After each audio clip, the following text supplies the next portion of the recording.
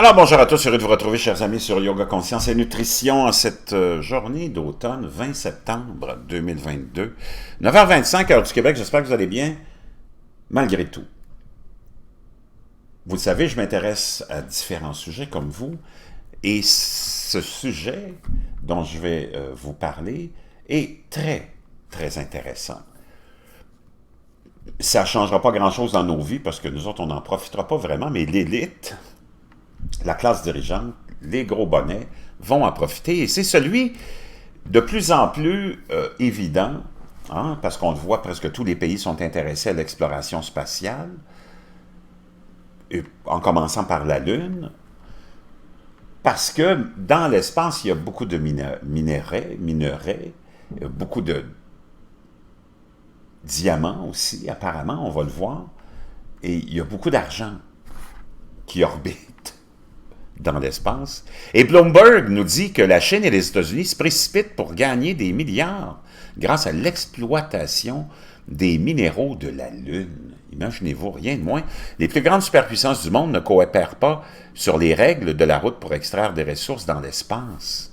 Ça, c'était le 17 mai 2022. Il va y avoir un nouvel ordre mondial là-bas et nous devons le diriger, a déclaré le président américain Joe Biden, après que la guerre en Europe a bouleversé la géopolitique mondiale. Loin de la Terre, cette transition est déjà en cours.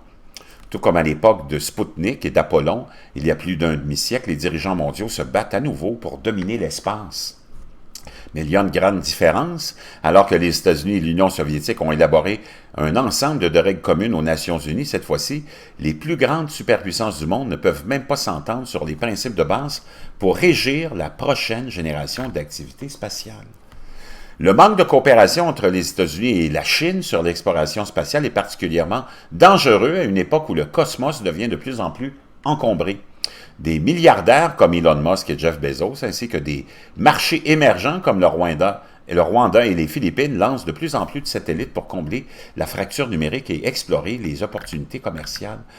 Les enjeux sont encore plus importants en ce qui concerne les États-Unis et la Chine, qui érigent des barrières économiques au nom de la sécurité nationale, alors que les divisions idéologiques s'élargissent sur toutes sortes de problèmes sur la Terre, mais on a une mine d'or, c'est le cas de le dire, potentiellement de centaines de milliards de dollars de ressources sur la Lune et ailleurs. Notre préoccupation en Occident concerne davantage qui établit les règles de la route, en particulier l'accès aux ressources, a déclaré un ancien responsable du département australien de la Défense qui étudie maintenant la politique spatiale à l'Australian Strategic Policy Institute à Canberra. Le plus grand risque est que vous ayez deux ensembles de règles opposées. Vous pourriez avoir une entreprise chinoise sur la Lune dans les années 2030 revendiquant un territoire avec une ressource dessus, de la même manière que les Chinois ont revendiqué toute la mer de Chine méridionale. La géopolitique de l'espace, autrefois, une frontière qui réunissait des rivaux pour le bien de l'humanité, reflète désormais la concurrence sur Terre opposant les États-Unis et leurs alliés dans l'espace. Donc, on le sait, il y a beaucoup de richesses naturelles, beaucoup d'argent, et on a sûrement beaucoup de terres rares peut-être là-bas, et on le sait que les microprocesseurs, les voitures électriques et toutes les nouvelles technologies, les téléphones portables et ainsi de suite, demandent énormément de ces minéraux qui sont quand même limités et sur Terre et se retrouvent dans certains pays où peut-être tu n'auras pas accès à ces minéraux-là. Donc, pour les grands dirigeants, pour les fabricants qui nous vendent toutes ces patentes à gosse, comme dirait mon voisin.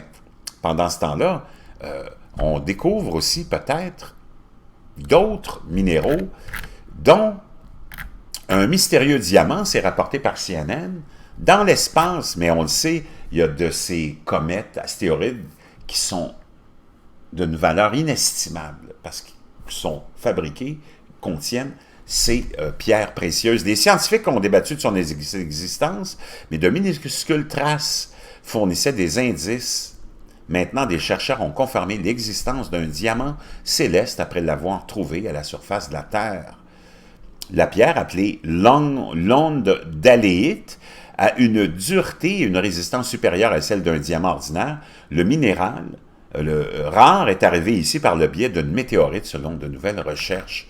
Donc, il y en a beaucoup dans l'espace et c'est probablement la prochaine vraie guerre qui aura une nouvelle guerre ou une nouvelle ère industrielle. Ce sera celle de l'exploitation minière de la Lune, de Mars et de comètes et de météorites, peut-être.